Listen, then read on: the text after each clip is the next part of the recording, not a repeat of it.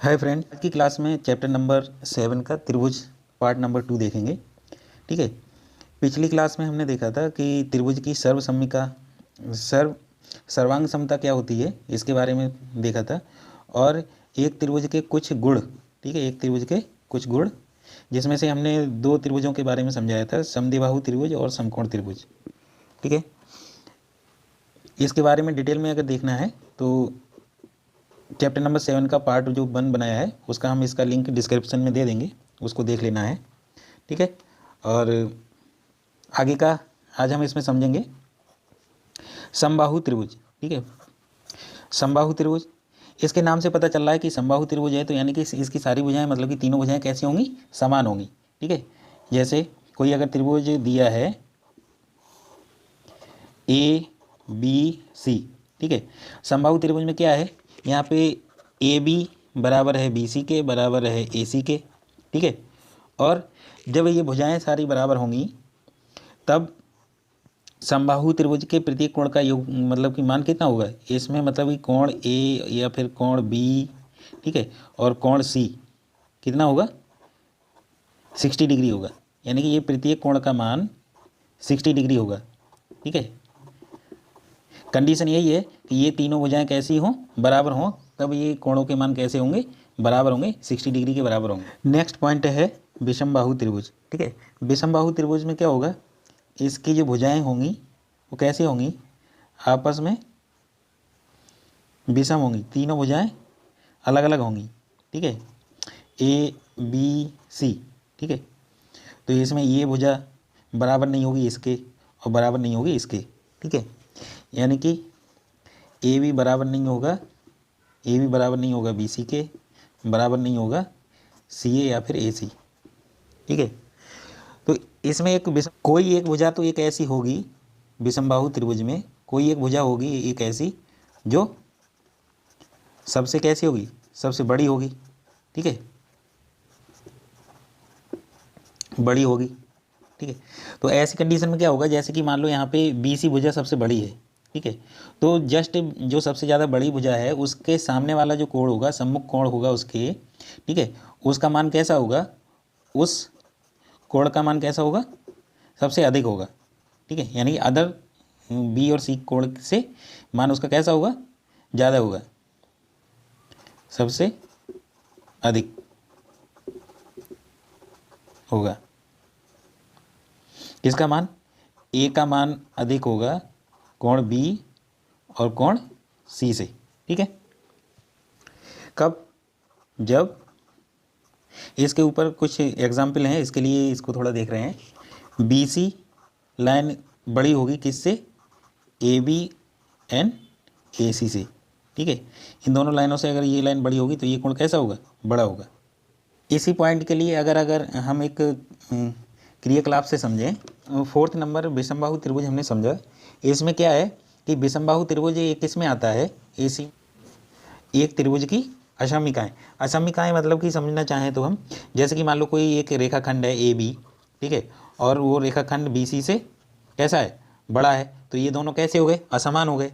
ऐसे ही अगर कोई एक कोण है, ठीक है, मान लो कि ये 30 डिग्री है, ठीक है, और दूसरा एक ये 60 डिग्री है, तो ये कोण ए और कोण बी, ये दोनों में कैसा है, डिफरेंट है, तो ये कैसे हैं, असमिकाएं हैं। ठीक है। अगर हम ऐसी एक त्रिभुज लें, ठीक है, त्रिभुज के ऊपर समझें तो कैसा होगा कि मान लो कि एक कोई त्रिभुज है जिसका हमने बेस मान लिया है बी और सी। ठीक है।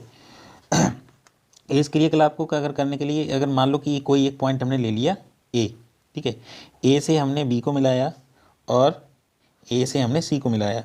ठीक है। ये ए पॉइंट है। अगर इसी रेखा को अगर थोड़ा सा और बढ़ा के एक पॉइंट ले लिया जाए ए डैश, ठीक है, तब इस पॉइंट को क्या होगा, यहाँ से ये लाइन आएगा और ये तो ऐसे बढ़ जाएगा और आगे, ठीक है ना, ये सीधी रेखा। सेम भुजा को अगर ए सी भुजा हमने इसमें ये ली है, इसको अगर ए डैश तक ले गए तो यहाँ से पहले तो क्या था, यहाँ तक का कोण बन रहा था। ठीक है ना। जब ये भुजा ली तो इतना कोण बना, यानी कि पहली वाली से बढ़ गया, यानी कि इसके सामने वाली भुजा की लंबाई बढ़ गई। अभी हमने जब ए डबल डैश लिया तो ये और बढ़ गई, तो ये वाला कोण और बड़ा हो गया। तो यही हमारा समझाना था कि सबसे बड़ी भुजा के सामने जो कोण होता है वो कैसा होता है, अदर दो कोणों से बड़ा होता है, यानी कि उस त्रिभुज का सबसे बड़ा कोण होता है। ठीक है। नंबर 7 का जो प्रमेय है, एक प्रमेय नंबर पहले 2 देखते हैं, क्योंकि प्रमेय नंबर 2 पहले समझ लेते हैं। ये समबाहु त्रिभुज के ऊपर है कि समबाहु त्रिभुज की बराबर भुजाओं के सम्मुख कोण कैसे होते हैं, बराबर होते हैं। ये हमें दिखाना है इसमें कि दिया है ए बी बराबर है ए सी के। यहाँ पे फिगर नंबर 1 मान लें तो इसको ऐसे लिख सकते हैं कि फिगर 1 में एक समद्विबाहु त्रिभुज ए बी सी है। ठीक है, जिसमें ए बी बराबर है ए सी के। और इसमें सिद्ध क्या करना है, सिद्ध करना है भाई कि इस भुजा के सामने कोण है वो यानी कोण बी, और इस भुजा के सामने जो कोण है सी कैसे हैं, बराबर हैं। ये हमें सिद्ध करना है। ठीक है, तो इसमें एक रचना करना पड़ेगा, रचना कर लेते हैं। रचना क्या करना पड़ेगा, जो कोण ए है, कोण ए का समद्विभाजक खींचेंगे यहाँ से। ठीक है, यानी कि इस कोण का जो भी मान होगा उसको बीच में से विभाजित करती हुई एक लाइन खींचेंगे जो बी सी लाइन को डी पॉइंट पर कट करती है। ठीक है, तो यही हम लिख देंगे इसमें।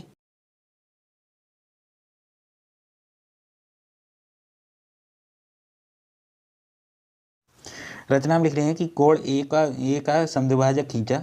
ठीक है, ये इसका समद्विभाजक खींचा जो बी सी को डी बिंदु पर काटता है, डी बिंदु पर ये काट रहा है।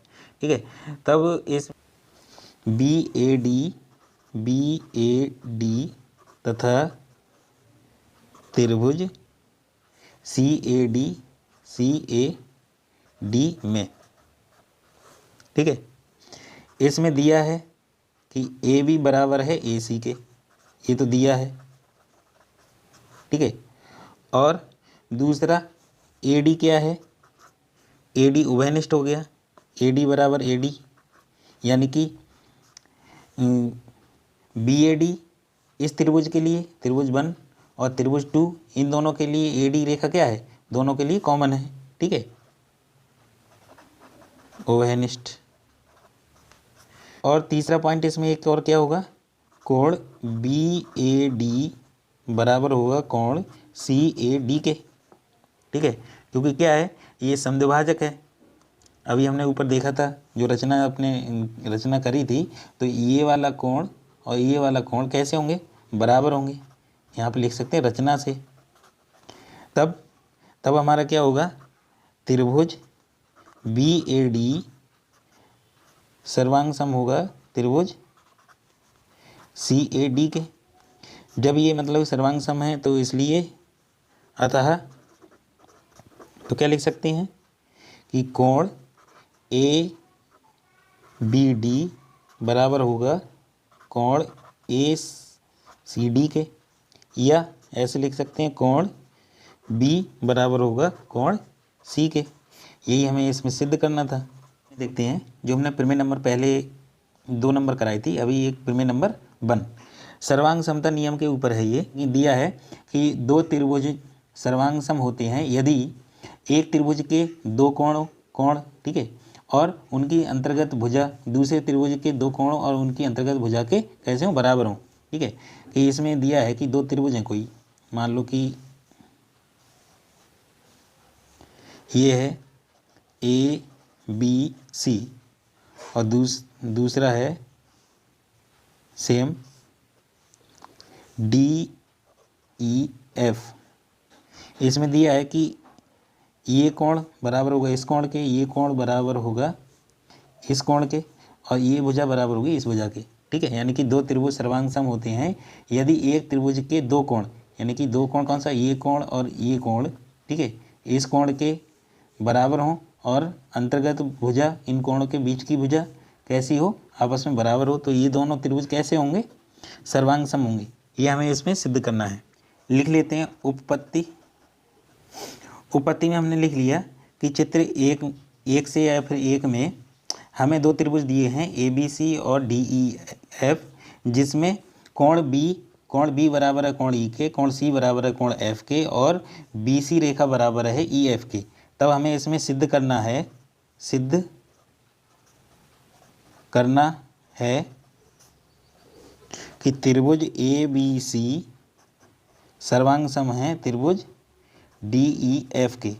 ठीक है, कोई भी प्रमेय को अगर हमें सिद्ध करना रहता है तो प्रमेय में मिनिमम हमें 3 पॉइंट ऐसे कॉमन या फिर सेम, उसको अगर सेम प्रदर्शन देखा था कि एक भुजा कॉमन हो गई थी और एक उसमें 2 कोण आपस में बराबर थे। ठीक है, और अदर एक भुजा दूसरी भुजा के बराबर थी, यानी कि 3 पॉइंट हमने इसमें चेक किए कि 3 पॉइंट बराबर हैं, तो वो कैसे हो गए थे, सर्वांग सम हो गए थे। स्थिति इसमें बनेगी कि स्थिति पहली में क्या होगा, माना कि ए बी बराबर है डी ई के। ठीक है, यानी जो ए बी रेखा है वो डी ई के बराबर है, ये हमने मान लिया है इसमें। ठीक है, स्थिति 1 में तब क्या होगा, इसमें त्रिभुज ए बी सी तथा डी ई एफ में क्या होगा, ए बी बराबर है डी ई के, क्योंकि ये तो हमने माना ही है। ठीक है, इमेजिन किया है। दूसरा पॉइंट है इसमें कोण बी बराबर है कोण ई के। ठीक है, तीसरा इसमें कोण मतलब भुजा बी सी बराबर है ई एफ के। ठीक है, ये भी इसमें दिया है और ये भी दिया हुआ ये। ठीक है, तब अतः लिख सकते हैं इसमें कि त्रिभुज ए बी सी सर्वांग सम है त्रिभुज डी ई एफ के। स्थिति 1 में ऐसा हो गया कि हमने मान लिया कि ए बी बराबर है डी ई के। अगर ए बी बराबर नहीं है डी ई के, तब इसमें स्थिति 2 में हमने ले लिया कि फिगर 2 हमने बनाया कि ए बी सी जो हमने त्रिभुज पीछे देखा था वही त्रिभुज है, कि हमने इसमें ये माना है कि ए बी जो रेखा है वो डी ई रेखा से कैसा है, बड़ा है। तब इसमें हम ए डी ई के अगर बराबर रेखा कोई इसमें से लेते हैं तो वो पॉइंट पी पे आता है कि इतनी रेखा कितने के बराबर है, डी ई के। ठीक है, यानी पी भी बराबर है डी ई के। तब इसमें क्या होगा, तब त्रिभुज ए बी नहीं पी बी सी तथा त्रिभुज डी ई एफ में क्या होगा, पी बी बराबर हो जाएगा डी ई के। ये हमने जो रचना से मतलब एक पॉइंट लिया है। ठीक है ना। दूसरा कोण बी बराबर हो जाएगा कोण ई के। तीसरा बी सी बराबर होगा ई एफ के, ये तो दिया ही हुआ है। ठीक है ना, ये दोनों पॉइंट। तब क्या हो जाएगा, त्रिभुज पी बी सी बराबर सर्वांग सम हो जाएगा त्रिभुज डी ई एफ के। ठीक है, क्योंकि दोनों त्रिभुज सर्वांग सम हैं इसलिए इनके संगत भाग भी कैसे होंगे, बराबर होंगे। ठीक है, पॉइंट लिख लेते हैं ये दोनों त्रिभुज सर्वांग सम है, तो इसलिए इनके संगत भाग कैसे होंगे, बराबर ही होंगे। जब बराबर होंगे तो क्या लिख सकते हैं, कोण पी सी बी बराबर होगा कोण डी एफ ई के। पी सी बी यानी कि ये वाला कोण और ये वाला कोण कैसे हैं, बराबर हैं, क्योंकि ये अभी हमने देखा कि ये वाला कोण इस रचना से ये कोण बराबर होगा इस कोण के। तब इसको हम एक और दूसरा एक कोण ए सी बी बराबर होगा कोण डी एफ ई, ये और इस कोण के बराबर है, क्योंकि ये तो हमारे लिए दिया था ना कि कोण सी बराबर होगा कोण ऑफ एफ के, ये बराबर है। तब कोण ए सी बी बराबर हो जाएगा कोण पी सी बी के। ठीक है, यानी कि ये वाला कोण बराबर हो जाएगा इस कोण के, यानी कि ये दोनों कोण बराबर हो जाएंगे, तो ये कैसे होंगी, दोनों रेखाएं एक दूसरे के ऊपर होंगी, यानी कि एक दूसरे के साथ होंगी, संपाती होंगी, ओवरलैप करेंगी। ठीक है, तो इसमें लिख सकते हैं कि उपरोक्त संबंध तभी संभव होगा जब बिंदु P ए के साथ कैसा है, संपाती है। जब संपाती है तो इसमें क्या हो जाएगा, बी ए बराबर हो जाएगा डी ई के। ठीक है, जब ये दोनों भुजाएं बराबर हो गई तब हम इसमें लिख सकते हैं अतः या इसलिए त्रिभुज ABC सर्वांग सम होगा त्रिभुज DEF के। इसमें हमने क्या सिद्ध किया कि ये जब दोनों भुजाएं कैसी मानी है, बराबर मानी है, तब तो ये 3 पॉइंट सॉल्व करके आ जाएगा। और दूसरी स्थिति में कि ये भुजा बराबर नहीं है इस भुजा के, यानी कि ये भुजा बड़ी है, तब हमने एक पॉइंट ले लिया है P, ठीक है, उस हिसाब से किया है। मोस्ट इम्पॉर्टेंट थी वो दोनों प्रमेय हमने इसमें करा दिए। बाकी का और जो एग्जाम्पल रहेंगे नेक्स्ट क्लास में हम एग्जाम्पल देखेंगे, ठीक है।